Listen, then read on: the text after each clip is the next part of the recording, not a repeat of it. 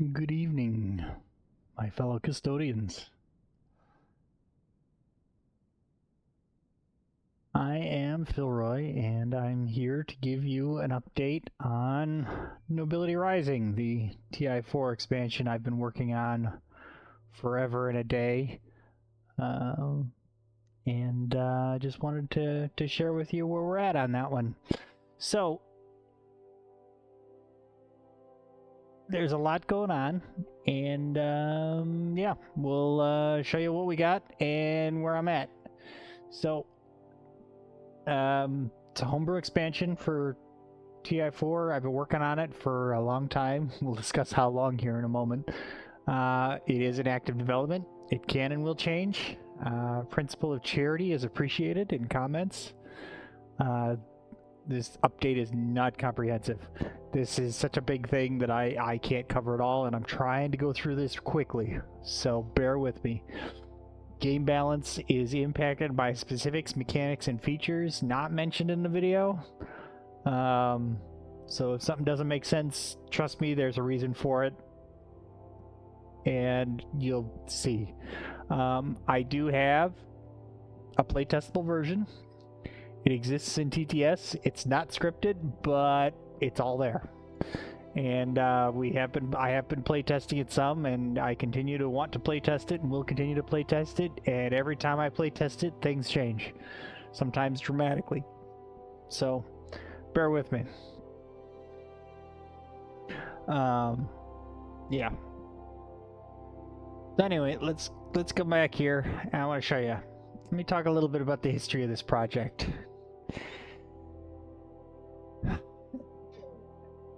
TI4 was released in August of 2017. A few months later, I picked up a copy myself. I remember playing it and getting it and going to Game Center to pick it up because I was up in Minnesota with my brother's place for the holidays. I played it, messed around with it, loved it, fell in love. I ended up taking over as the custodian on TI4 Online. That's a whole nother story.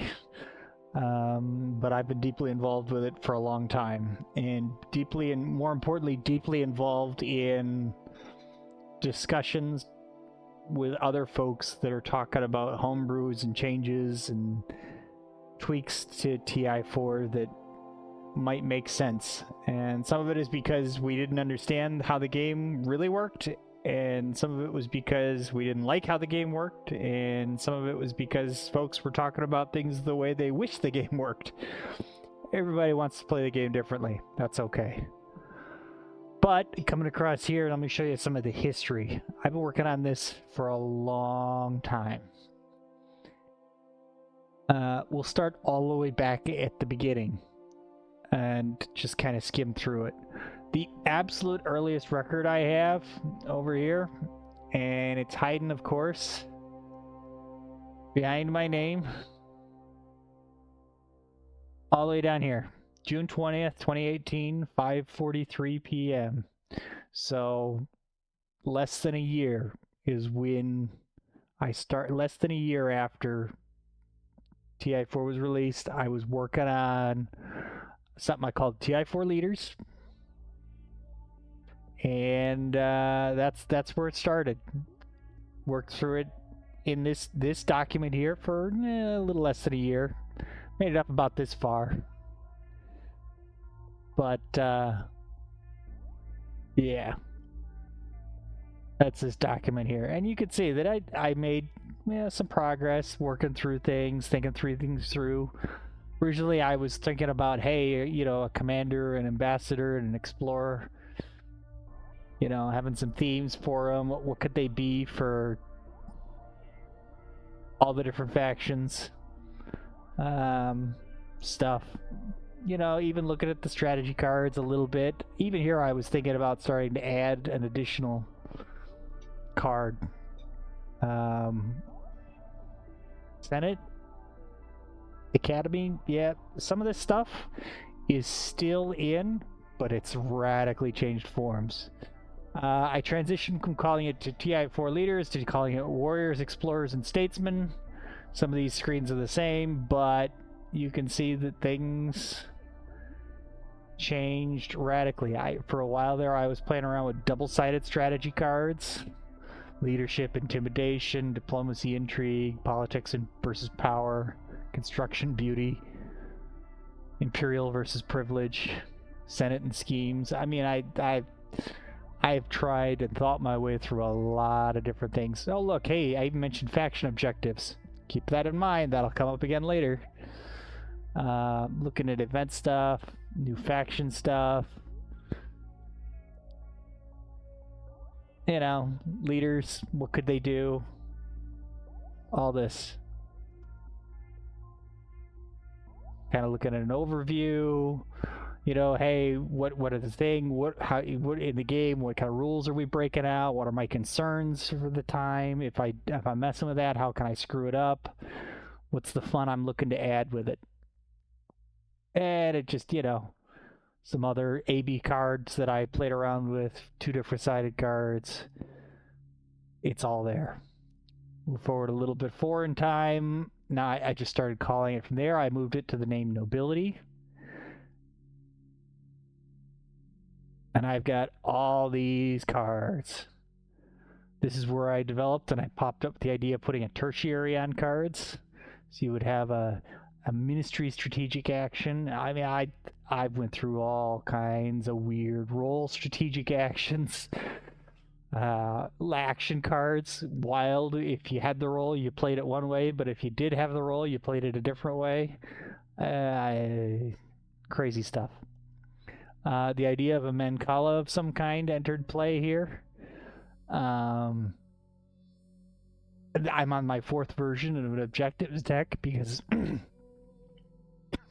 one of the big complaints that people had was that they hated the randomness of the objective deck. So I started looking at, hey, what if I rebuild the objective deck? And more than that, I make them the thematic decks. Looking at how I could turn order stuff could change, how trade goods could change. This was the beginning of my economic rework. You know, I've got other stuff in here, planets, imperial units and factions. That went away finally, thank goodness. But there's still ideas that were here that still have a part. Looking at agendas, primary, secondary, tertiary. That's what PST is. A lot of it's still there. And I worked with this one for a long time. Finally, I said, enough is enough. I need a fresh start because I was drowning under the weight of all the old information and stuff that I discarded. So I came over here. I gave myself a fresh start, still referring to my old stuff, and I imported all the current stuff that I was at in the design of the new document. And here I started looking at, hey, you know, if I want to make it, I want to make something that I can produce in a physical form for myself. What are the needs there? Coming up with constraints for my design, roadmap, just really trying to narrow it down. You know, a component list. What are the components that I need? Where am I going to get them from? Is it stuff I can use from a current copy of the game? Is it stuff that I'm going to have made? Where am I getting the images for it? Stuff like that. Mapping out a proper color map for things. Looking at the strategy cards and how they line up. So thematically, how well things fit together. Stuff with structures and how I'm going to design all that together.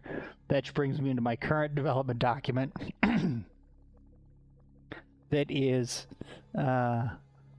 pages and pages and pages of information needed to create all the components in the game, every single thing. And I use a piece of software called Component Studio, which turns all of these spreadsheets into physical components. All the physical components that you're seeing here, like this, I made with Component Studio. these were made. These card decks were all made with Component Studio and output and imported over here. So lots of things over here.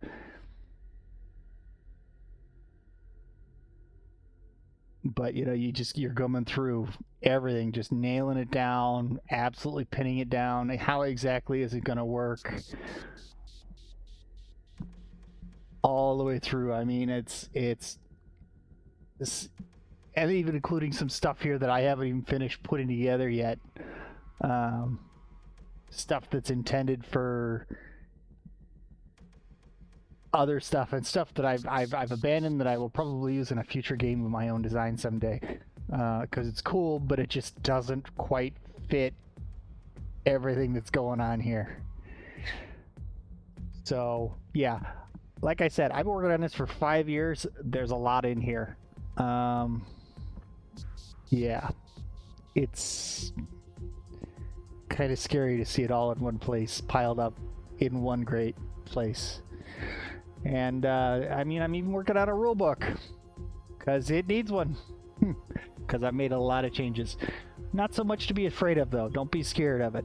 Let's dig into it a little bit more. What it's distilled down to at this point. Core idea. Nobility Rising expands the custodians into a playable concept. They are no longer just a single token on the middle of Mechatol Rex. It's a whole nother module of the game that's a thing. Through controlling the custodians, you gain direct influence over games. Things like the objectives that come into the game, more control over agendas, add a whole new playable layer. And not all of this is stuff that I have come up with. I like to think my job has been a systems integrator. Some parts of it I've had to create from scratch to fill in the holes. But a lot of this is stuff and ideas that the homebrew community has developed separately in their own modules, and I've, with permission, swiped and stolen and integrated into this project. So if something in here looks cool, odds are good, and if you wanted to focus on just that one little piece of it, there's a homebrew somewhere out there that does just that stuff. So awesome. Let's keep going now. Direct control is the 7th player, so objectives and agendas are the obvious thing. I expanded just the speaker role into 3 roles. Originally, all the custodians were all roles as well, but now they're different, and we'll get to what they are in a moment. But now, instead of just having a speaker, you have 3 roles that you're fighting over: a speaker, a chancellor, and what's currently called the viceroy, but I'm considering changing the name to the vizier. And they each focus on different things. You can pause the video and look at what that is, or read it for yourself. But anyway, I wanted to turn the custodians into a playable concept, and I wanted to create a new civilian layer to the game, and a new layer of governance. I wanted you to feel like the universe wasn't just alive. It wasn't just fleets flying around smacking each other, but there was a little bit of a more of a breath and a life to the universe. Maybe I succeeded. We'll find out. Custodians, diplomats.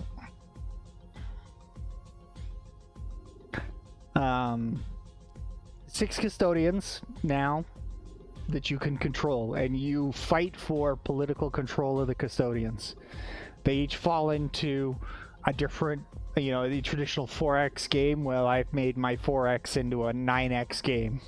Exert, extort, expand, exchange, exterminate, explore, exalt, express, exploit. But I've also thematically, these all match up to one of the custodians or roles, and they also match up to forms of government: autocracy, critocracy, which is ruled by judges, bureaucracy, plutocracy, ruled by the rich, stratocracy is ruled by the military, technocracy is ruled by the technology and technocrats, aristocracy, democracy, cryptocracy, ruled by secrets. Diplomats are critical to the whole thing. Diplomats are pawns used to control the custodians, perform acts of diplomacy and intrigue, and to vote on objectives. They are the only way that the players using diplomats are the only way the players get to vote on what objectives become scoreable. People who control the custodians get to decide what objective the custodians are proposing, but then you use your diplomats to vote on it. You can use your diplomats for a lot of other things, and sometimes very critical things, but you never want to ignore voting in objectives that you can score, because if you can't score it, it doesn't do you any good. So, Mechatol City is a new layer to the game. It's a play field where you get to explore the game. Well, I'll show you some examples here. Prestige is kind of like influence, but prestige is the strength value of a diplomat. Where you can use influence to cast votes, you can also use prestige and your diplomats to cast votes as well, but you cannot vote on things using influence. You cannot vote on everything with influence. Some things you can only be voted on through prestige. And civilians are, of course, you know, non-military units and structures that exist across the game board now. Custodians are special diplomats. They are diplomats that are not player-specific. They are generic game neutrals that you can gain control of and then use elsewhere as a diplomat with its own prestige. Agents, diplomats, you'll get one to start with and a couple to start with. And you have a diplomatic corps it's like a diplomatic pool. It's kind of like a diplomats are a hybrid between a weird specialty unit and a command token and a trade good, but it's not a resource value. It's an influence only resource. You'll understand when you see it. So you have the custodians, which are special diplomats that you can fight to gain control of, and then you have diplomats that belong to your own faction. Embassies and corvettes work together to create a lifeblood for the diplomats. They're how you generate prestige, and civilian ships and structures are how you create more diplomats, so that you have more of them to dominate more of that layer of the game battle as it's going on. Oop, other way. Hit there. Back it up. There we go.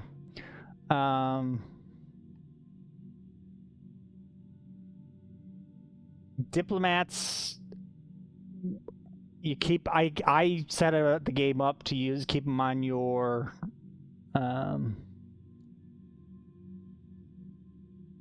command sheet here in what used to be the trade good area, and you'll have them here, and they have different values for which kind they are.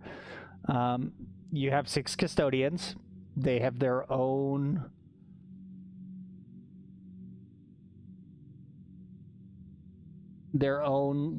figures.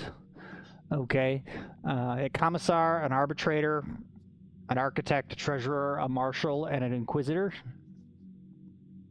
And they do their thing. Player diplomats, you have 3 of them. You have an envoy, a consul, and a legate. If we come back over here, we can see them over here. Your envoy, a consul, and a legate. If you know anything about your history, a legate was a military general, so he's got a stick. It's funny. And legates are special, because when you go to refresh the rest of your diplomats, you can leave your legates, because they're military, to control territory. You'll understand how that works in a little bit. You also have a new player leader type. Here, it's listed. It's a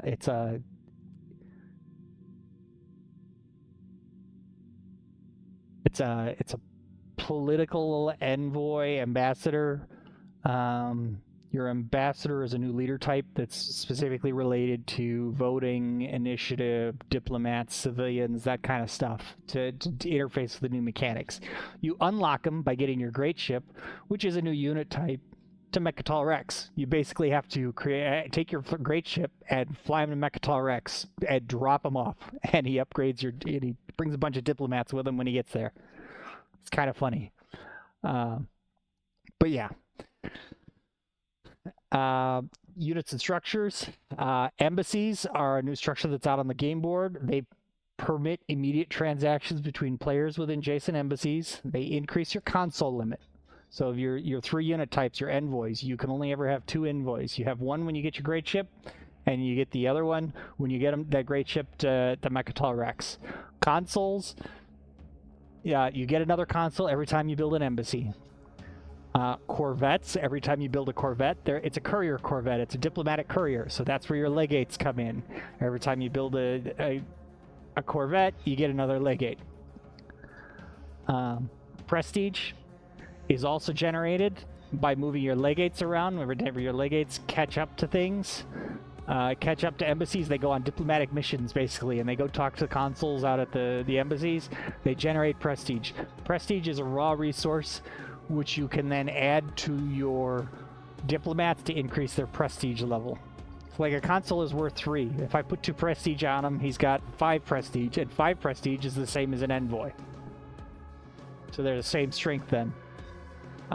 Debates happen when it's political fights. You send in a group of diplomats to take control of a territory, and they get into a fight somewhere, and yeah.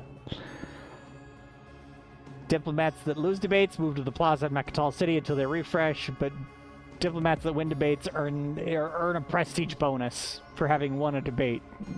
So you're constantly trying to increase the strength of your diplomats to control Mechatol Rex, to control areas of Mechatol Rex, or in Mechatol City, to control things like the custodians, which then let you control the objectives, which then let you control and make sure that you get the right strategy cards that you need. Diplomats are key to everything, but they are weak to other things, so you have to balance it out. Don't think that it's a one-trick pony here. Mechatol City, you've got a rondel around the outside that is now used for selecting strategy cards. You've got the triangles there; those are the areas of control for controlling diplomats, and the hexagons are for the strategy cards that align with the 3 roles: the Speaker, the Chancellor, and the Viceroy. Those have tertiary abilities that are special abilities that you can gain control of and use instead of the person with the role if you control that structure in Mechatol City. Custodians can also, they're diplomats just like these, so you can use them like this in Mechatol City, but at the same way you also can use custodians if you have them in your diplomatic pool with other special cards, which you'll see in a moment here, to do other things around the game board in other kinds of weird places.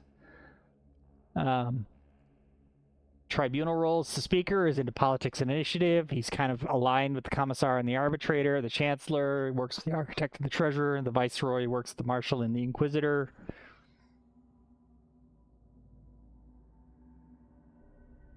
They can be used like a diplomat. They have a variable prestige value. They start with a prestige of 3, but they also gain prestige for having objectives that align with their thematic, with their theme, to increases their prestige. So if you vote in a bunch of war objectives, suddenly the Marshal is going to become much more important and nobody's going to care about the Arbitrator. If you vote in a bunch of technology objectives, or you pass a bunch of technology laws, or, you know, it's going to improve the Inquisitor's importance. Makes sense. And then you also, when you gain control of a custodian, you also then gain access to the custodian's deck. It's a special deck of cards that if you control the custodian, you get the deck of cards. You get to draw cards from that deck of cards and use them with the custodian to do stuff. If somebody steals the custodian from you, guess what? You have to pass over all those cards from your hand to the person who just gained control of the custodian, because those cards belong to the custodian, not you. You're just in control of the custodian. And bringing in that whole Kalaris thing, you've got Kalaris sleeper cells, which are like special little mini actions that they can do. Discards for the custodian decks are just shuffled into the dings. You know, you've got 6 specialty sleeper agents, 4 generic custodian abilities, which are repeatable, and you get 20 objective and 20 agenda. It says agendas here, but they're agenda riders that may or may not always be applicable to agendas. We'll get to how the agendas work in a little bit. I added a new technology tree. You have a purple tech. It's psychosociological initiatives, short acronym PSI, just because it's funny. But it's a new purple tech, and it's all technologies related to, since our new theme is politics and civilians, it's a whole bunch of technology related to, guess what? Civilians and custodians and diplomats and objectives and that kind of stuff. To make it a little fair, I did a balance where I hate showing this because everybody's going to want to like pause it and read all these very carefully and cherry pick them, but these are not final. I have not lawyer proofed these these wordings yet. But I stretched. I didn't just add a new tier to the top. I stretched the existing tech tree over an additional tier. So you've got you see these guys up here at the top, Lightwave with 4 prereqs and Anti-Mass with none, like you would expect. But I stretched it out over an additional tier, and then I shifted techs around, and I aligned techs up and down in each of the things so that you had a better power level parity across the techs of one tier. So everything with 2 prereqs is a little bit more in line with techs of the same tier. Things that are all 3 level prereqs make sense for them all to be 3s. Things that are just 1 make sense to all be 1. And then I just inserted some new techs in here to, AI targeting systems, nanotechnology, drive sync booster. What was the new green? Xenopsychology, to try and get some better parity. Some of these things have moved. I think I fixed the blue problem at least one way. It sounds very weird, but I think I fixed gravity drive, at least in a way that makes it less problematic. Blue is not the be-all end-all of the tech tree. And people who have looked at it and have played it, play tested it, agree that it feels much better than the way things are now. Additional changes, economy. I mentioned earlier that I had an upgrade to the trade good economy. Trade goods have a color. And the 2 keyword rules that I could say is trade goods of your own color, you treat like commodities. They have 0 value. If it's not your color, it has value. We made it a little bit fancier than that because now you have imperial trade goods, which always have value no matter who has them. And just for a little extra variety, I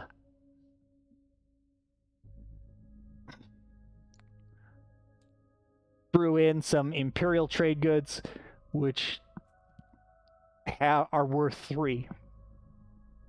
Don't make change. It's like if we joke that a trade good is like a 1/1 planet, well, this is a 3/3 planet for resources and influence, and it doesn't make change. Oh, no, if you're working a deal with somebody else and they want to make change, well, that's on you. That's just normal wheeling and dealing, and I got no issues with that. We'll also see that I'm working here with an imperial market. Yeah, trade goods can now appear on the game board. You will find them out in systems at trade stations and space docks and stuff, and you haul them around the map with civilian ships. So you got to go collect the things. So that you now have, and when you spend trade goods, they go into this Imperial Market bag, and this Imperial Market bag. Allows for Imperial draws to happen randomly. So like with trade, you draw 3 trade goods from the bag. Well, 1, 2, 3. Oh, that was an awesome draw. I just got 5 trade goods, and they're Imperial trade goods, so they're extra valuable because everybody can have them and they don't thing. But like, you know, if I drew these 3, I can be like, yeah, I got 4, but I'm kind of bummed because I'm actually playing as yellow, so when I get this, it's a commodity, and it just goes back into my commodity pile. Hopefully I got space for it. But you get the idea.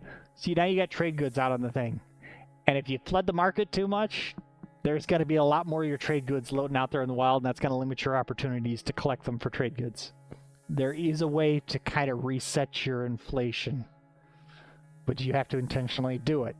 This also acts as a little bit of a balance between the likes of like Barony versus Hakan. Barony can't produce a whole lot of trade goods, so he's less worried about encountering his own trade goods in the wild.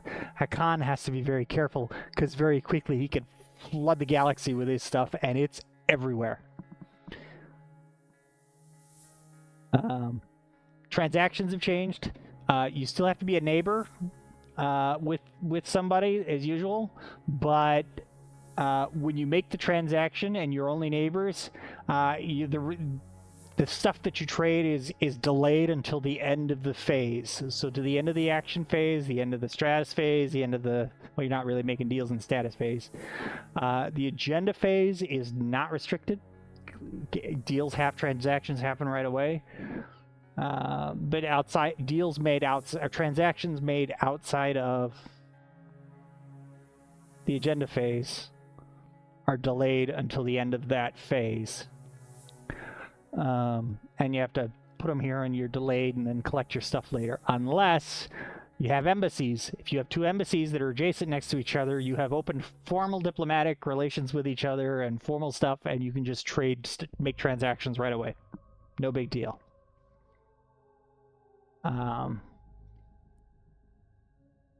Civilian units and structures, we can talk about these for a minute.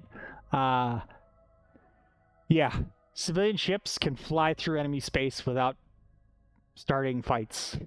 No, do not initiate combat. Now, if the active player activates a system and wants to include any civilian ships in that system in the combat, that's the active player's choice. Basically, you decide, are we going to fight out in the wilds of space somewhere, or are we going to fight in the middle of the civilian shipping lanes?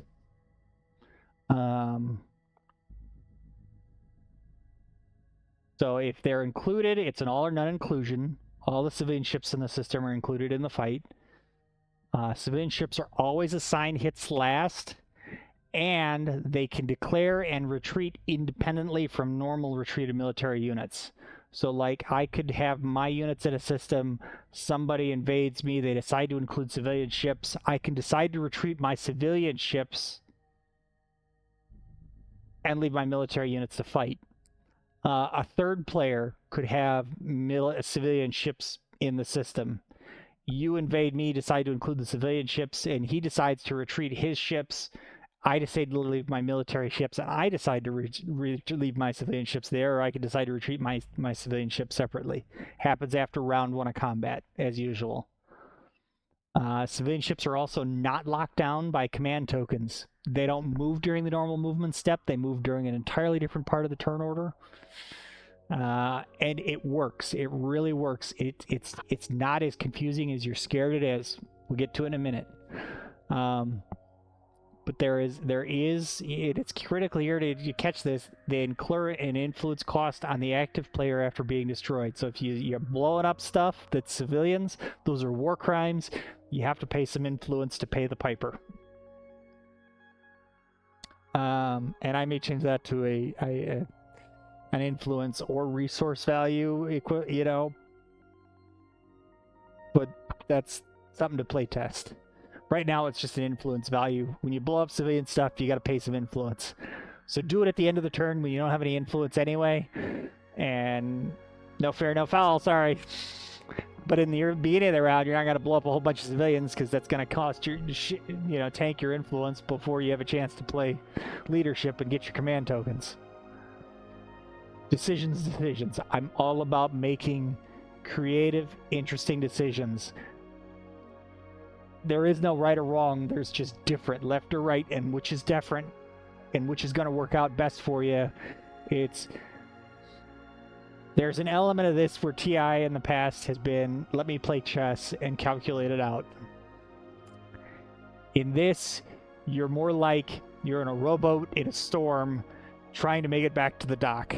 So you got to weather the storm, ride the waves, do the best you can in the moment, and eventually you get there. And maybe you get there first.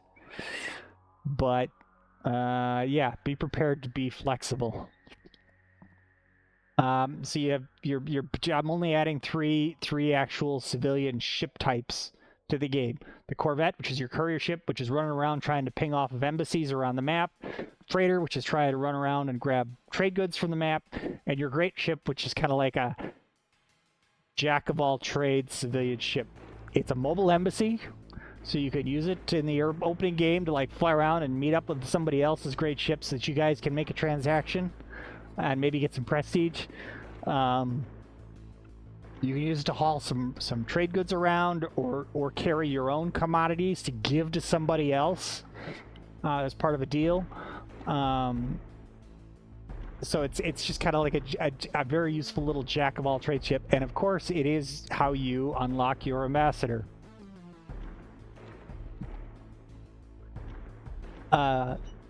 Structures. Civilian structures. I'm only added to technically three new structure types.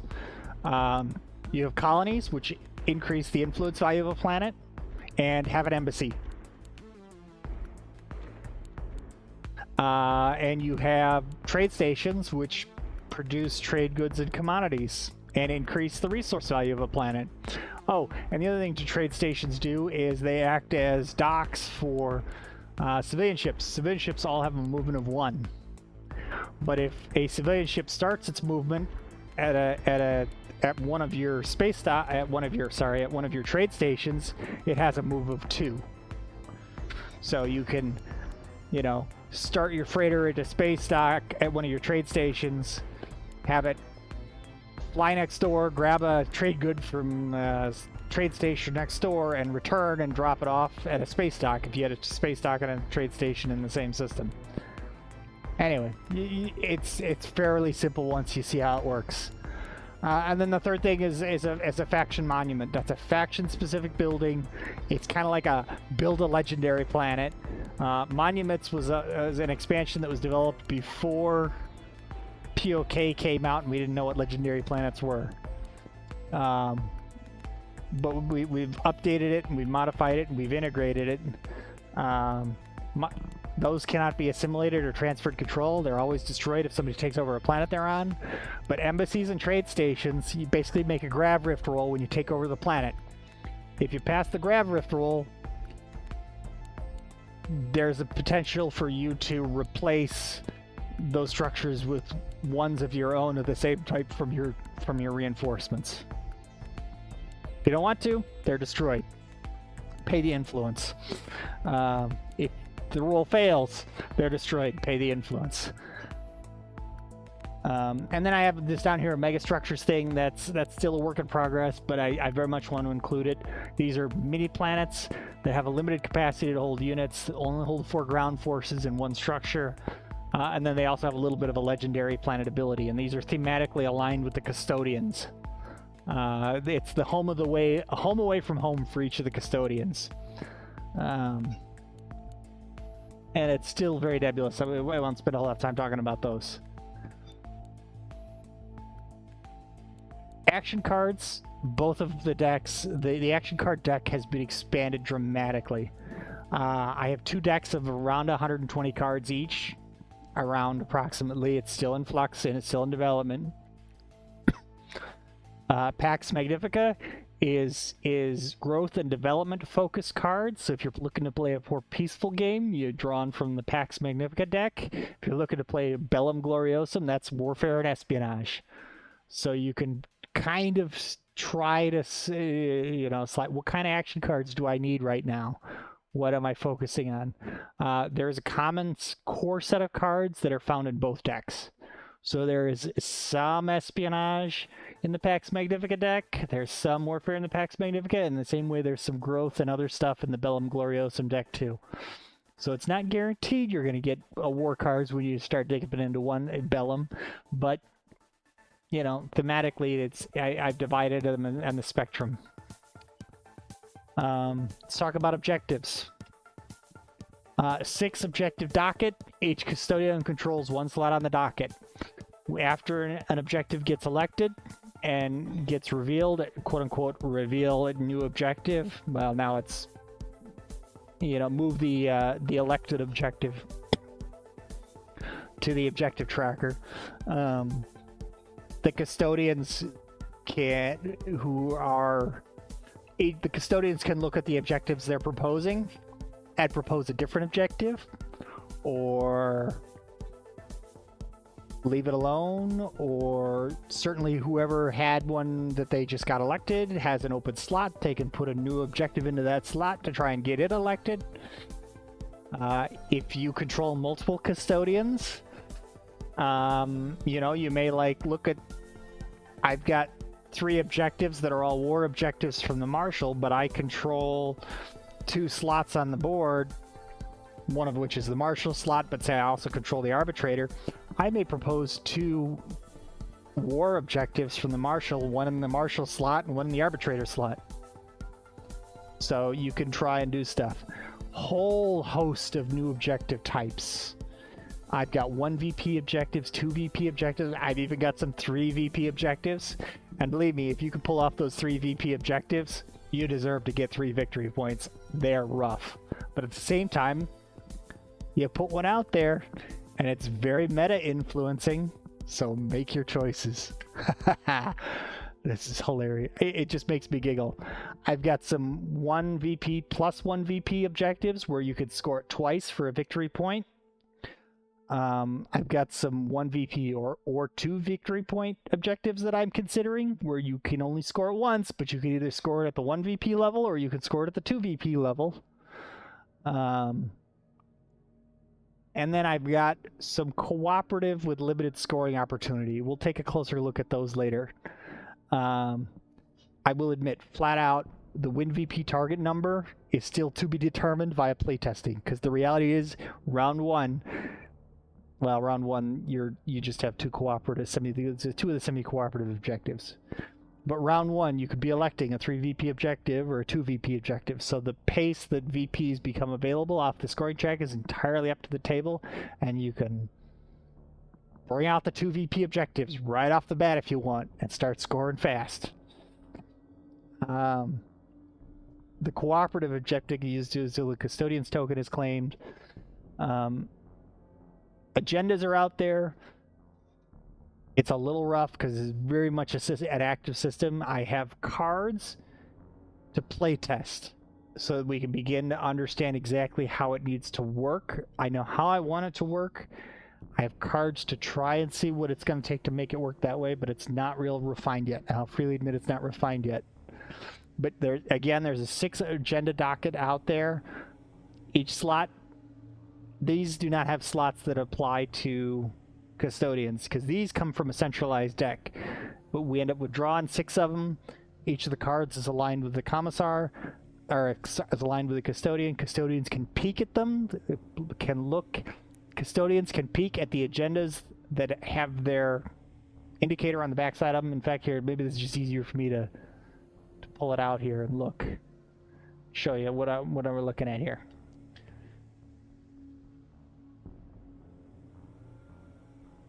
Here's a sample of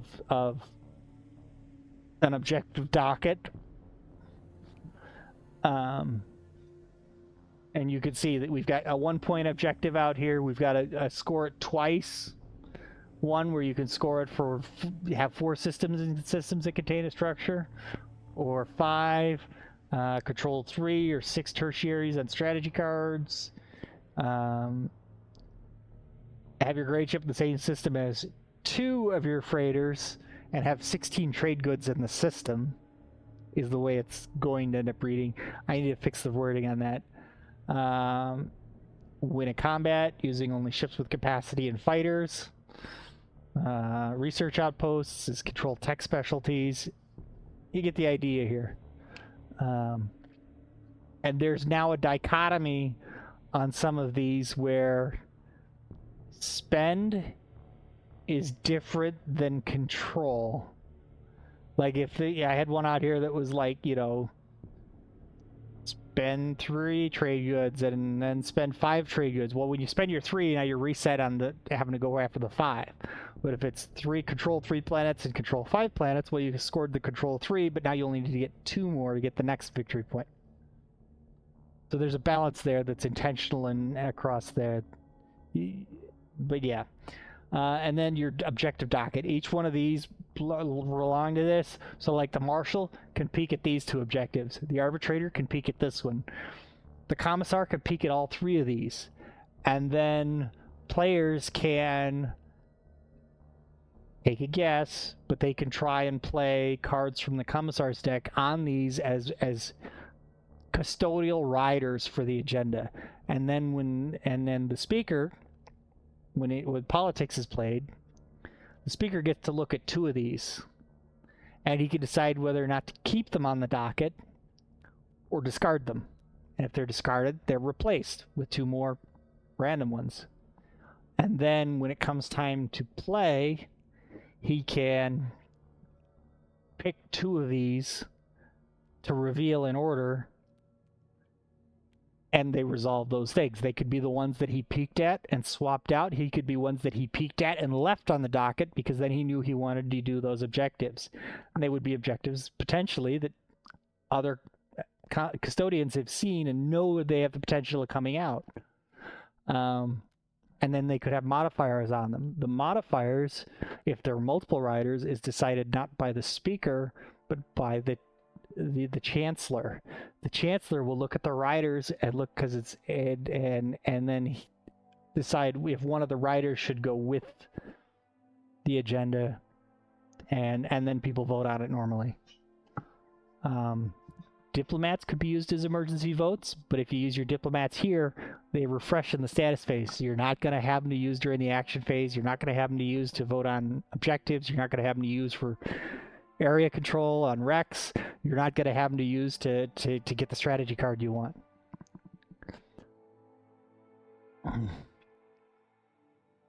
Order of play. Select strategy card.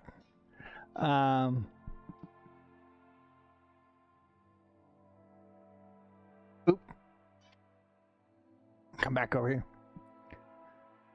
Select strategy card. So let's talk about order of play. How is the order of play changed? This is pretty straightforward. Okay. Let me come back over here to the example. Let me go over here to Mechatol City. Each player has a delegation token, which lives on the board. Okay, and is placed on whatever the last strategy card is that you had. So round 1, you're just placing it, and you're taking that strategy card, and that determines where you start on the rondel. We'll pretend we're playing yeah, 6-player game here. Then the following round, I'm the first guy to go. I got to use a diplomat. I use a consul here with white to advance this. The first movement is free, but now I have a prestige of 3, so I can move it up to 3 more spaces. So I go, so I could take 1, 2, 3, or 4 as my choice. Of those choices from Imperial, I decide to go here to politics. Boom, done. Then blue comes along and he goes, okay, let me go also 3. I'm going to go from politics here. I'm going to go to technology. 1, 2, 3, 4. It takes there. Pink goes, okay. I'm going to go Purple. Purple's got to give one. So let me give you a diplomat over here. He takes a consul. Okay, he's gonna use a consul. He's not planning on moving far. Consul drops down here, and he goes one. Oh, first move is free.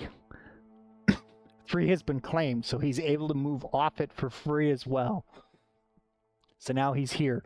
He can move 3 more times. He decides he's gonna take bureaucracy. So his first move is free. Moving this one's claimed, so it's a free move off it.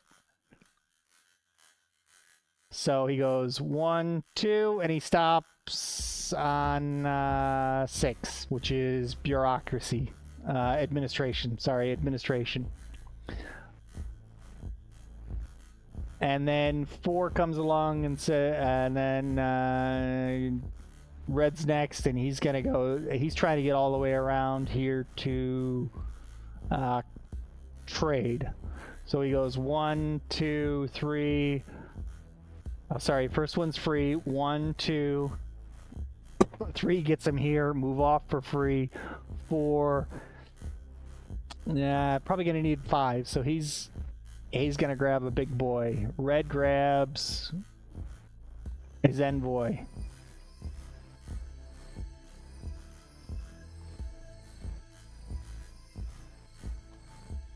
First move's free. 2. So that's 1, 2, 3. That's claimed. So he moves off for me. It's 3. That's not claimed. So moving off it is 4. He made it to trade. He's got 1 move left if he needed it. You get how this works.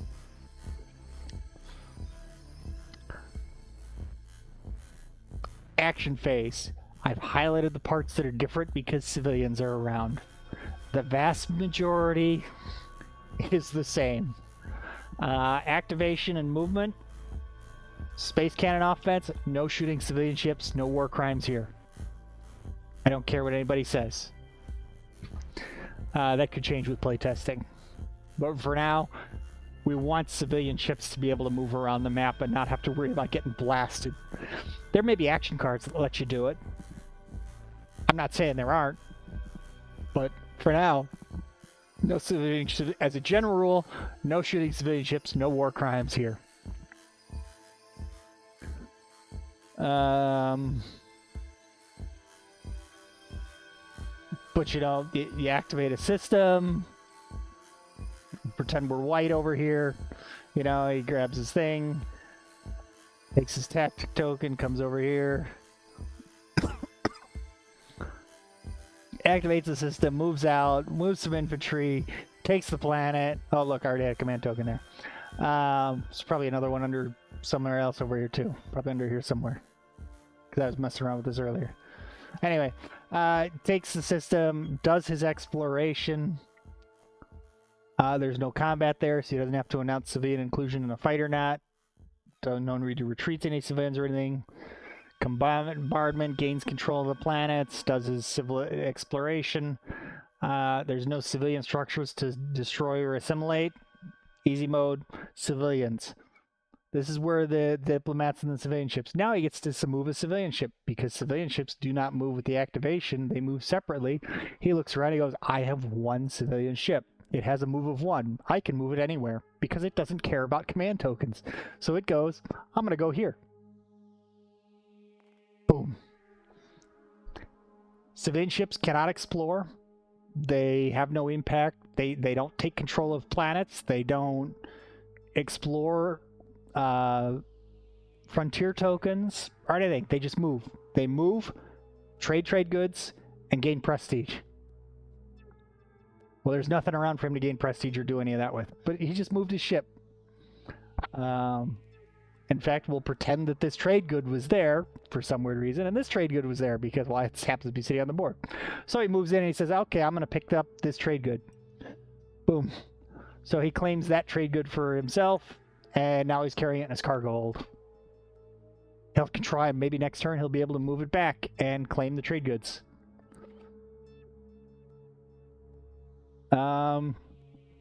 And then you get to do diplomatic activity with a diplomat. So white goes, okay, let me grab a diplomat over here. We'll grab a consul. And you can always use multiple diplomats at once if you want. And he comes up here, it says, we're going to take control of the arbitrator. So he takes the arbitrator, he'll bring that. He'll bring one card off the arbitrator deck. And he brings these over here. Now he has the arbitrator to use. And he can take a look at this card, go, oh, look, I got a custodian card. So as a special action, I can put the arbitrator in a system.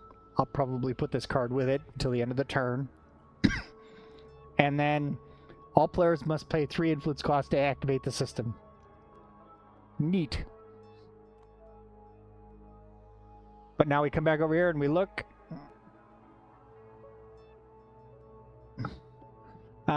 Civilian movement. We moved a civilian ship. We did the diplomat activity. We go into production. You're done. How easy is that? Somebody else could do the same thing. We'll pretend green is doing it. They activate over here.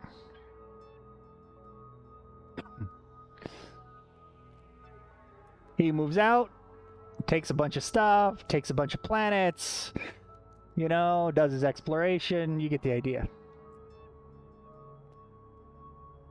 Gains control of the planets. Now he gets to move his civilian ship, and he goes, oh, hey, White's over there. I'm going to move this guy here into the nebula, and I just moved a diplomatic ship next to an embassy. So he gets to gain a prestige for that. For prestige, we're just using commodity tokens. So he gains a prestige, and he gets to put it over in his diplomatic pool. So now he has an extra prestige he can use with one of his other things to make it worth more value later on. Too easy. And then he gets to spend a diplomat. Oh, look. In fact, he's going to take that legate and that new prestige, because he can, and put them out in Mechatolrex. He's going to be like, oh, we're going to take over the treasurer because it's green like us. It's as good a reason as any right now, right? They come over and they go, hey, boom, done. And he also gets to look at this card. Oh, he got an objective. So when it comes time proposing objectives, if he doesn't like the green objective that's up there, the one that's in his slot, he can propose this one instead. Boom. Diplomatic activity, done. We're going to pretend that somebody else does something else. Say red manages to take a turn, take a bunch of stuff, like usual, but we'll pretend their great ship was like over here already for some reason. He decides, hey, look, I'm going to come over here, meeting of the minds for his civilian movement. Boom. He's going to generate 2 prestige because now he's adjacent to 2 embassies with the movement. I'm grabbing the wrong one here. There we go. Yeah, I'm going to grab 2 prestige and take them home. And now I get to take a diplomatic action. I'm going to be like, hey, dude, I'm going to take these 2. And I'll be like, I don't like the way you giggled when you took that treasurer. So I'm going to send these guys over here. Boom, treasury. I got 3 prestige, you have 2. So go away, noob. These guys get booted out to the plaza. Red gets another prestige for winning the contest. So now he has a 4 prestige diplomat in there. He gets to draw a treasurer card. We'll see what he got. He got an agenda writer. So he can put this on a directive or a crisis. And you put it on another crisis card, and it becomes an additional option that could appear on a crisis. Actually, a crisis can go on anything.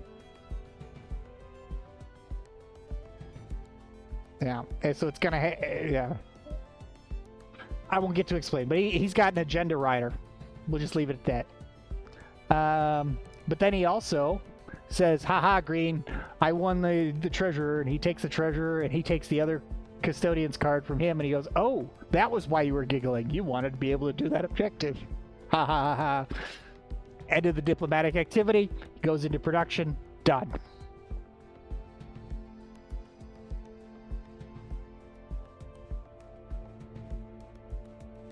Too easy, right? Let's talk about how, real quick, just how trade stations work. Trade stations out here. We'll grab a trade station from this guy. We'll put a trade station here. Trade station would have to be on a planet, so you're gonna put the trade station here. And we'll give him a freighter, and we'll give White, we'll give him his great ship.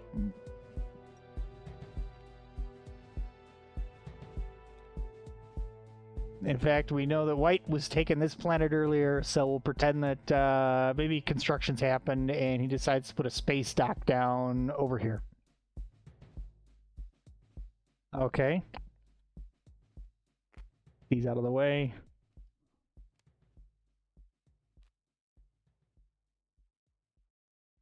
Trade stations have a cargo capacity equal to 1 plus the number of planets in the system. So this has a cargo capacity of 3. This trade station has a cargo capacity of 2. Space docks always have a cargo capacity of 1, and there's a very specific reason. At the beginning, and then in the status phase, we're going to pretend we hit the status phase now. You restock, because we're going to go into the status phase here. Score objectives, that's like what you expect. Enter the objective, that's whatever objective has the new highest number of votes. Oh, that would be the other diplomatic action you can take with your leaders, is instead of, taking an action in Mechatol Rex, I could be like, oh, hey, I want to vote for this objective. Boom, done. Now you just put 3 votes, because that's a console, on this objective. That's your intrigue portion of a tactical action. If you wanted to, theoretically, you could put, because you know what's going on with an agenda, you could put a diplomat on that agenda, and it becomes a higher priority for the speaker to choose from. He has to go with whatever objectives have the highest number of votes first, but if there's a tie, they get to choose. But anyway, we're talking here about stuff. First things first, you look at your docks, your space docks, and your trade stations, and you say, does it have a commodity? Does it have space for a commodity? If the answer is yes, does it have space? Yes, then we need to put one there. If does it have a commodity? No. Does it have space for a commodity? Yes, you have to put a commodity on it. So White comes over here and he grabs 2 commodities because he knows he needs 2. We're calling them commodities because that's a way to say that the trade guard is his color, right? And he's going to put 1 at both of them. Okay. Now, this one's full. It's never going to get any more. This one has room for more trade goods in its cargo hold, in which case these draw from the Imperial market. And it's got room for, this one has room for 1 more. So we're going to come over here and we're going to draw 1 more. Okay, he's got a red trade good in there now. Boom, done.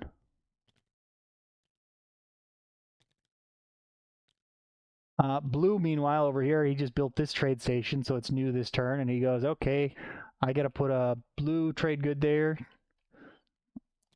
But now it's got room for 2 more from the planets. So he comes over here and he draws 1. He got a red one. That's nice. And then he draws another one. Oh, he got a triple. Triple crown. That's lovely. Boom. Now these are out there for people to pick up. A great ship has a cargo capacity of 1. So this great ship is carrying a triple trade good. All he wants to do on his next turn with his civilian commerce step to move a civilian ship is move it home and turn it in at a space dock, and he gets this one. Meanwhile, this freighter is at a blue trade station,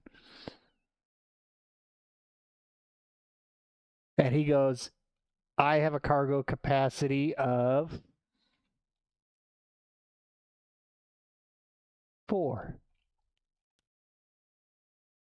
You know what I'm going to do? I'm going to snatch up all 4 of these. 1, 2, 3. He's starting movement at one of his own trade stations, so he gets a move of 2. 1, 2. He makes it all the way back here, and he can drop off some trade goods. He can drop off the red one. He can drop off the imperial one. He cannot drop off the commodity because it's a commodity, and it's worth no value to him. So he's got to leave that on his ship. And but he can drop it off later on when he's flying through somebody else's stuff and be like, hey, I'll fly in there and I'll leave this commodity behind for you to pick up later as part of a deal kind of stuff. And there you go. That's kind of how you've got this mini game now of these things out on the board.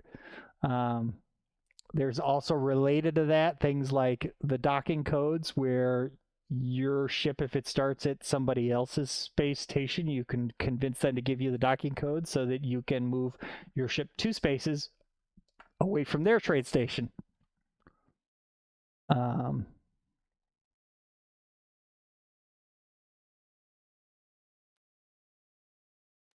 Travel pass. When the black player activates a system that contains your civilian ships, you may move your civilian ships to an adjacent system. So if he activates your system, you get a free retreat, skilled retreat for your civilians in that system. Like, nah, we're out of here. But not only is that, if he activates one of your systems, if you have ships in his system and he activates his own system and your stuff is there, if he's giving you a travel pass, when he activates his system, you can move your stuff out.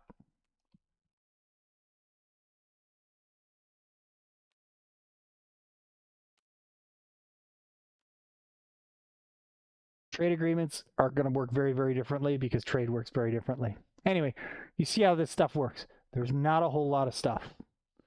Let's say blue moves out. There's nothing there. White goes, oh my, let me move in with a destroyer, and we're going to pretend that he, I don't know, he had a flight speed or something crazy. But he moves in and he attacks and he takes over the planet. Boom. Okay. Now he's got to roll to see if he gets it or not. So he would just roll for like a grav rift.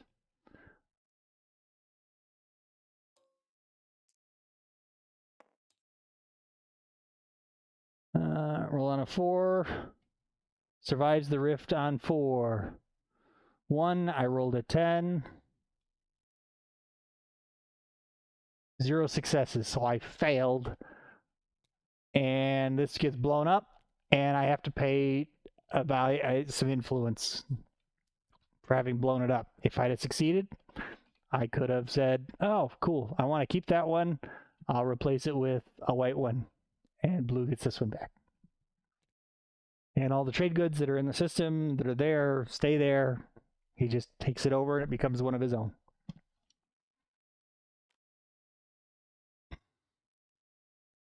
Agenda phase. Speaker reveals one custodian rider to apply that. Reveals an agenda from the deck. Okay. And then the Chancellor, if there are multiple riders, like over here we saw that he had a rider on it, so he could have proposed it, and he says, okay, I'm going to put if this had existed on a previous turn, he's going to put a rider here, and it's going to be like, okay, let's do this one because I think it'll be funny. There's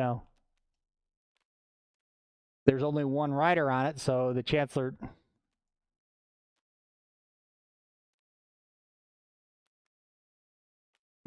Okay. Loss. Okay. Resolution.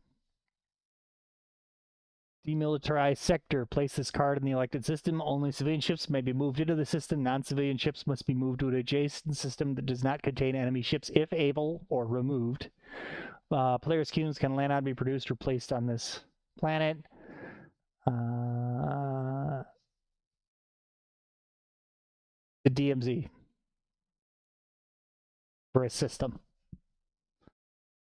Yes, the phrasing is wrong. I said I haven't rules lawyered these completely yet. Okay, so we got to elect a planet, and at the same time, It's crises. All custodians roll a die. The custodian with the highest roll may switch rolls with any other custodian. Ties are broken first by number of trade goods, then initiative order. So it's an exchange of power that's also going to occur as a part of electing a planet. Crises would be resolved after the card is resolved. Easy mode. You use your agenda, you use your voting like normal, do it all over again.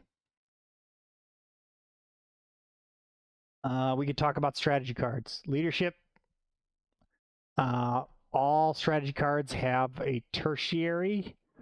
For strategy cards that have a custodian, not a role, the tertiary is just when the card is played, the player in control of that custodian can return them, redeploy them, basically meaning return them to their diplomatic pool.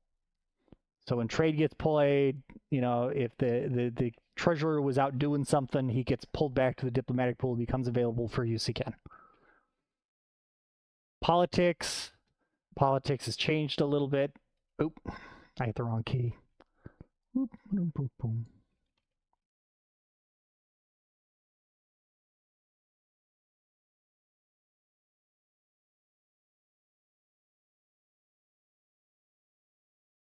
Player gains the speaker, receives the agenda cards from custodian, shuffles them to the agenda. Yeah, this has changed. I gotta fix this card.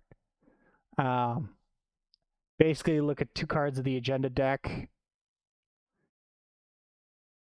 and discards them and places them, either leaves them or keeps them. He also gets action cards. In fact, I know I fixed it. I just haven't put the new fixed card or updated the graphics on it yet. But it's gain action cards. Make a note here to myself to fix it. This is why I go through this stuff.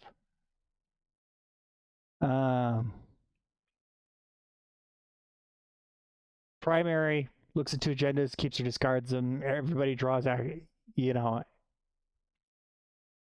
action card draws can come from either the action card decks, Pax or Bellum.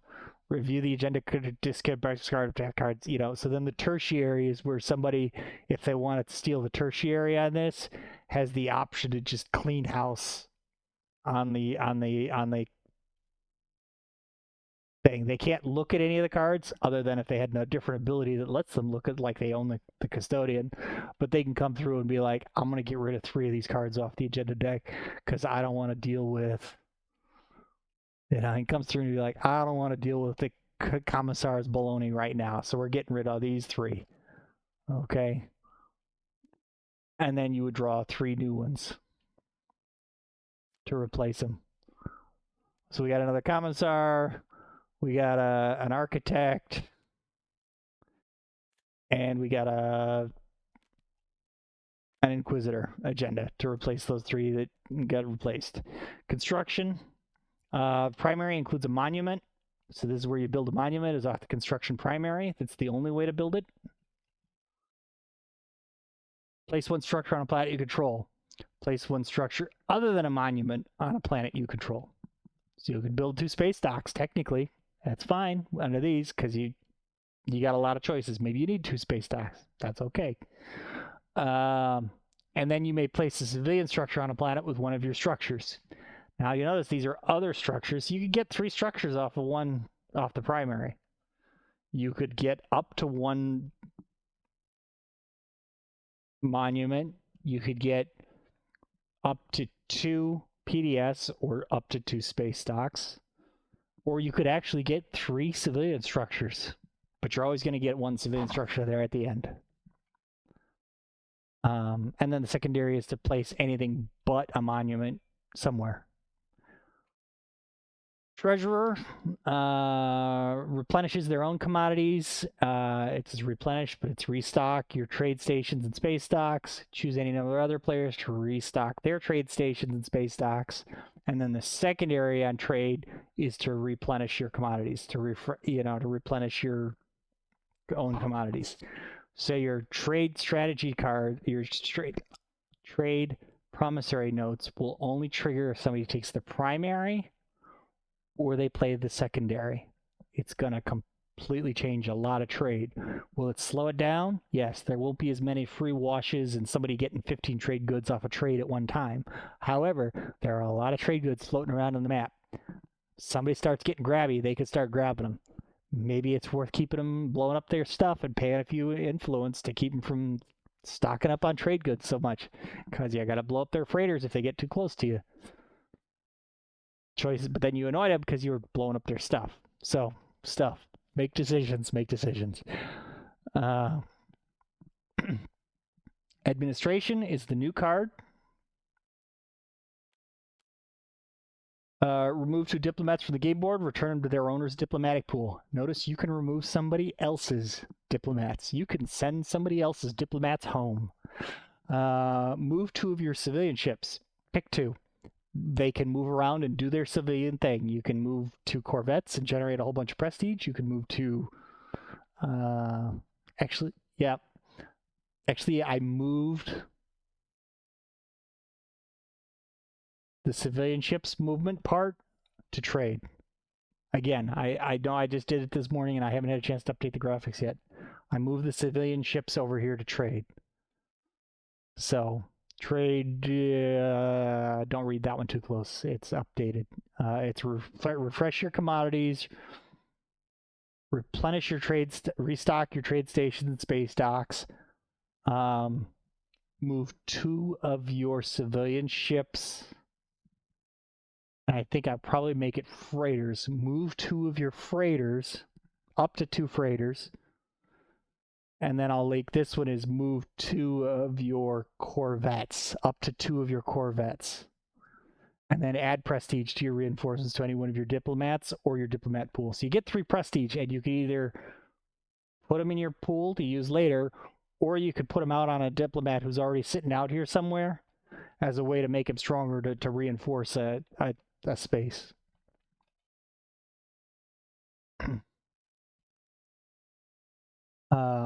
The tertiary on this one, we should go look at the tertiaries. This one we know is to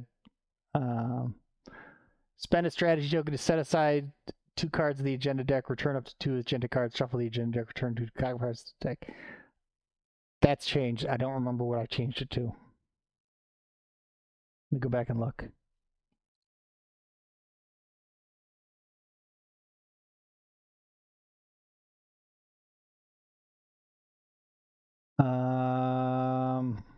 Oh yeah, discard half of them. So that's another one. And you get fixed. I know I've got it fixed in my spreadsheets. I just have to re-export the graphics and reload them.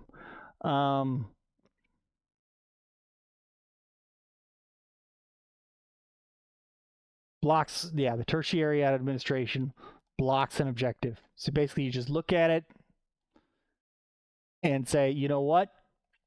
I'm tired of your crap, and guess what? This one gets exhausted, and the next time it comes around during the status phase, it cannot be elected.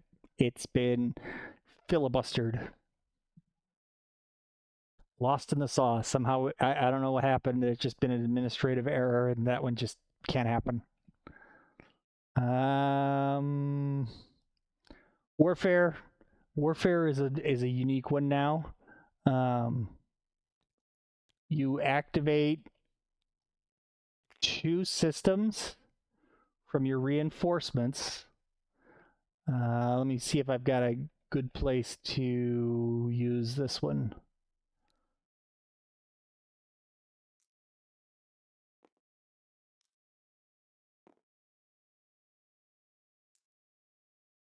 Sure, we'll do it right here. Okay.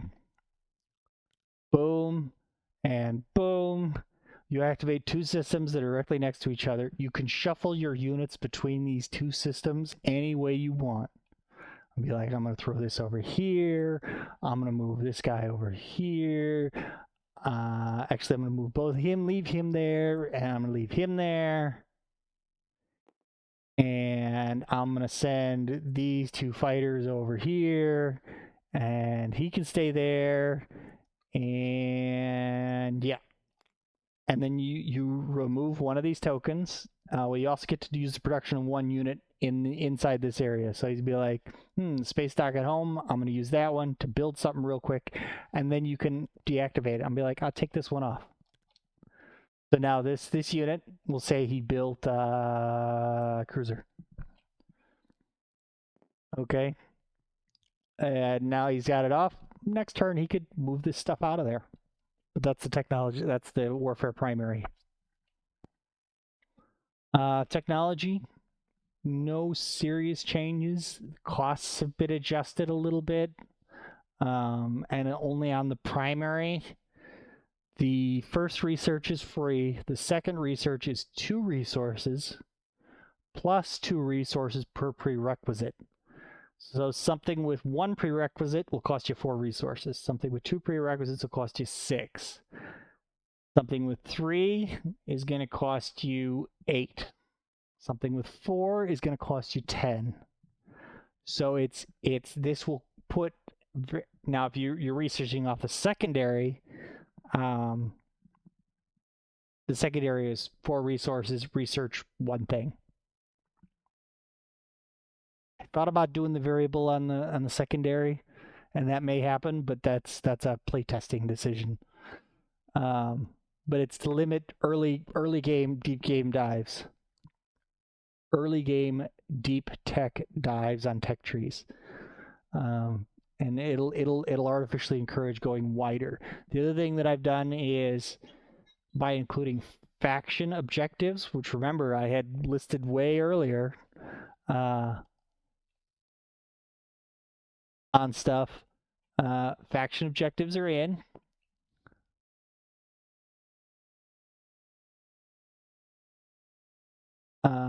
And they're here, but they don't give you a tech, or they give you a technology. They give you one of your faction techs instead of a victory point.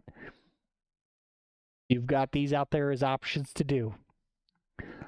As a way to get your faction techs. So that way your faction can do what your faction does, get its faction technologies, without being so often in base TI. You've got factions that have technologies that are either impossible to get or require you to go down a ridiculous tech tree which has nothing to do with the faction tech, or hamstrings you because it's not blue. Well, I solved the blue problem. But now you may have technologies that you want to grab because they're useful, but they aren't optimal anymore. I've tried to muddy the waters on what's an optimal solution and make it much more situational, make it much more in the moment, and like, okay, I can do this. But I used to have to decide if I did that, it meant I wasn't getting my faction tech. Well, now you've got an alternate way to get your faction tech. So you should be able to try much more varied technology builds to be much more situational, much more fluid, and much more reactionary. Everything that's going on. Warfare, tech, Imperial. I should talk about the roles. As long as we're talking about Imperial, because Imperial is all about the roles. You've got 3 roles, right? Speaker, Chancellor, and Viceroy. Speaker is like normal. Play politics, pick somebody to get the speaker, they get it. When administration is played, the player in last place, meaning last place by victory point, and then tiebreaker on initiative, becomes the Chancellor.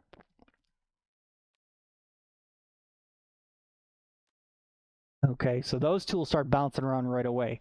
When somebody takes Mechatol Rex itself, okay,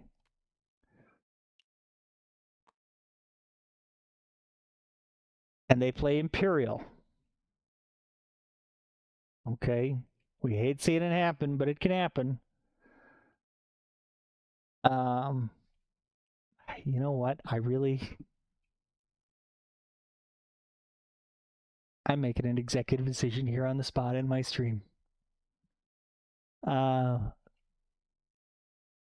Viceroy is just going to transfer with control of Mechatol Rex.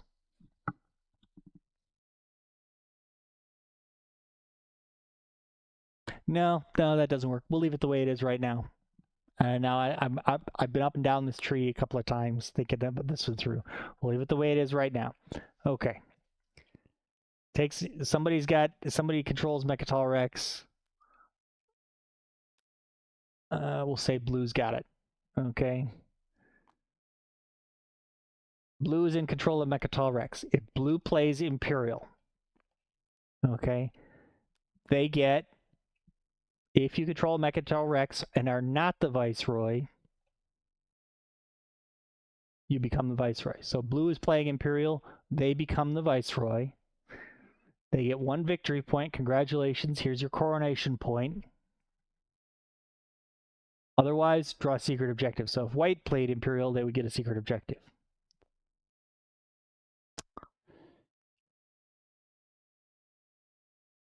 Now, in the future, if blue plays Imperial again, instead of getting another victory point, because we're solving this problem of somebody controlling Mechatol Rex and like scoring it 3 or 4 times in a row. No big deal. They don't get 3 points. They can take Imperial again, but instead of getting a victory point, they get to come over here. There's a special deck of objective cards, and they pick one of them, and they get added to the objective docket, and when objectives are revealed for the next time, boom, boom, boom, boom, this one gets added up. This one then gets revealed. It becomes scoreable. It can only be scored by 1 person. So a lot of those guac points become contests between players instead of being... In fact, I'm going to get rid of when you become crowned the Viceroy or the Vizier. You don't get a victory point. We're getting rid of all of those free Imperial points. All of those free Imperial points are going to be these cards. Instead of an Imperial point, you're throwing out a contest, and you can pick any one of these that you want. You're going to pick something that either you think you can do, or you think something that's going to bust up some table or help the guy in last place. Or something that's going to make people do stuff that will enable you to score a different victory point somewhere else.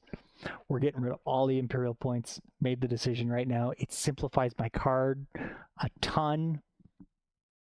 I love it, because my goals right now are simplification, which actually is going to bring me to my last slide over here. What's next? Card foes, simplification. Get rid of Imperial points, and I'm putting them all in that Imperial objective deck. Looking at base functionality of mechanics and components, making sure that things work, making sure that things say what they need to say. I'm looking at mechanical interconnection and dependency so that it makes sense that you work on different things at different times and at different points in the processes.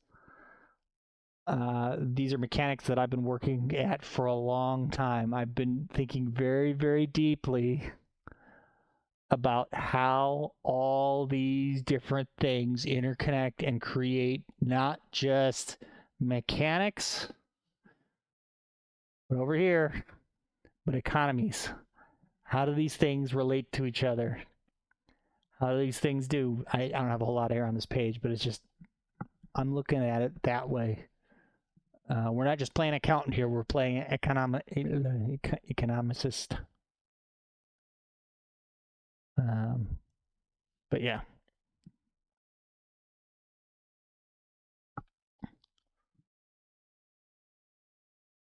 But agendas and custodian writer functionality is something that I gotta work out, because it's there, but it's not smooth yet. The mechanics are not intuitive based on the way the cards are designed. And it's something that it's very much a hotbed for development right now. The custodian and decks themselves need some polish. I suspect playtesting, the next couple of playtests will clean them up quite a bit. The rulebook, I'm still working on it. It exists. It's being written. I wrote a draft, and I'm already frustrated with the rulebook because everything in it is, well, not everything, but a lot of it is already out of date because I've had to make changes. So I've kind of put this on the back burner.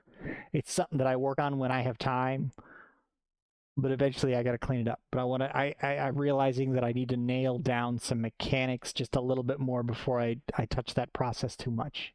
It's just not what I want it to do right now. Yeah. And then just generally cleaning up components to remove references to old mechanics, terminology, stuff that I got to get rid of. And we'll go from there. like I said, I want to finish up, get the mechanics nailed down, final balance, specifics, fine tuning. There is a wealth of fine tuning and adaptation that can be done in the individual components, adapting factions to new mechanics. Hakan, they're the trade kings. Now you have all these new trade mechanics. How do they interface with these new trade mechanics? It makes sense that they would have something to do with the Ficate trade mechanics. The Winu, oh my goodness, they're the cousins of the custodians, the Winarans. Maybe we can shift one of their issues because they could have a little bit of a problem, depending on your point of view, with the way their faction works. Can we transition some of their faction stuff to focus more on the custodians, perhaps? Extra, oh my God, they're the super diplomats. Wait a minute. Everything they've got is based purely on votes right now. Do we want to leave it there, or do they need to shift a transition? We know we've always hated that extra hero. Does that extra hero have something to do with diplomats instead of whatever the crazy thing is that it does? I don't know. I want to finish the mechanics, and I want to finish the mechanics in a way that it's fun and people can explore it and people can play it, because at the end of the day, Nobility has been my project, but in my heart, in my head, in the back of my brain, it's not my project. This is a project that I've done in the homebrew community. It's of the homebrew community, and I want it to reflect the homebrew community across the board. If I come back over here to here, I can name folks off the top of my head. These decks here are Will. He's created his own agenda deck set, and I've remixed it. Or sorry, his own action card deck set. That's basically up to a complete replacement or a partial replacement or something that you can mix in 50-50 with a regular deck for just more variety. I've remixed it with a regular deck into a set to make two decks so I can put both of them out at one time. Structures. Trade stations and colonies. I mean, I have never put a colony out on the board. You probably don't even know what they look like. Here's a colony. We'll put a colony on this planet. Okay. Colonies have embassies, so you can move your corvettes and great ships next to colonies to generate prestige. They are awesome, but I've only got monuments had to be in. Monuments goes all the way back to Blarknob. Blarknob came out with the original monuments.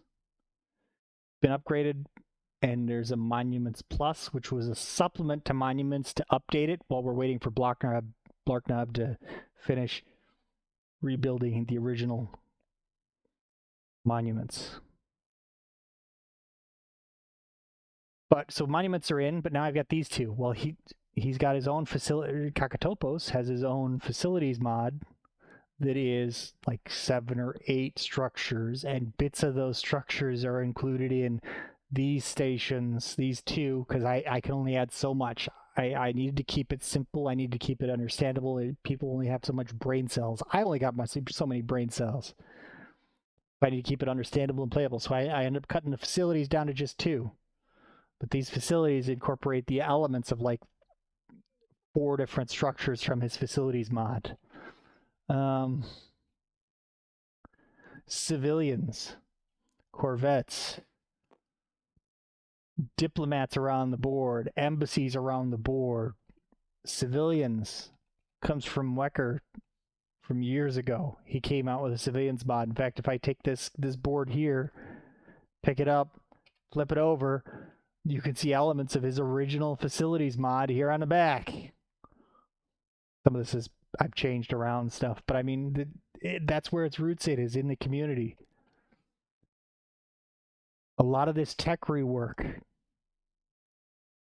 for how to reworking the requirements on units, changes to a lot of the technologies in the tech tree, comes from Milty's work.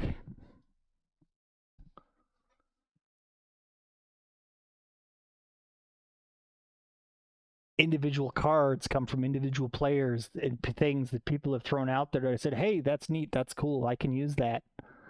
I'll take the economic rework with the colored trade goods. That's mine. That one's mine. I'll claim that.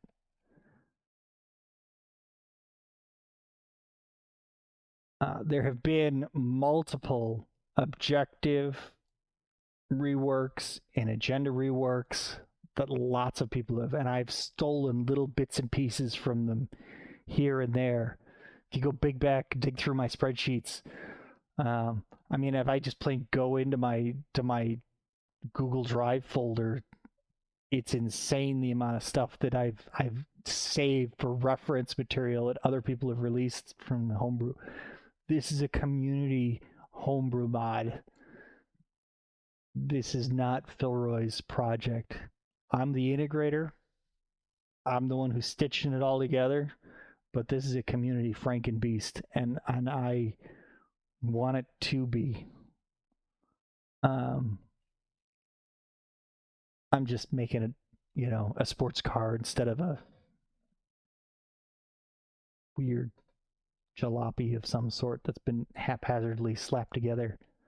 I'm just tuning it up, making the pieces work well together, adapting different bits and pieces so that they work with each other's mechanics and integrate with each other's mechanics. Suddenly I have bits and pieces of the civilian stuff working with the facility stuff to generate prestige to drive the diplomats who are then driving this stuff, which is then determining objectives. And it's all about objectives. But how do you score objectives? Well, you have to score objectives out here on the board, which then takes building resources and influence like normal to build plastic, to claim territory, to do stuff out here. So you can't ignore the out here and just work straight over here. You have to balance it all. You have to shuffle it all together. And that's my vision, is I want a cohesive whole that all plays together. And we're getting there. So now that I've been talking for about an hour and almost 45 minutes, we'll close out here and say great day. And hopefully this kind of explains the monstrosity that is Nobility. It's a monster. A lot of players have said that in some ways this was easier to wrap their brains around than Prophecy of Kings was at first. Things make sense, relatively makes sense. It plugs in very specific ways, but they've all said that once they started to play it and work their way through it, things made sense, things fell into place, and it was like with Prophecy of Kings when it suddenly started to click, and you were there and your brain grokked it and you could play it without any trouble. So, and it's not just hardcore homebrewers that I've seen say that they're getting it and understanding it, but more regular players. And that's where that simplification focus of mine, making something that's more, but it's simple enough and it's intuitive enough that people can pick it up and play it and integrate it into their play and enjoy it and have fun doing it. And we'll see where it goes. So anyway, that's all I got for you. Thanks a lot. I'll say goodbye to all my fellow custodians out there, all my fellow admins, all of my fellow moderators, and people of the community. I'm here and I work to do what I do for other people because I enjoy doing it. So I'll see you around the game table. You're all welcome at mine. Out here.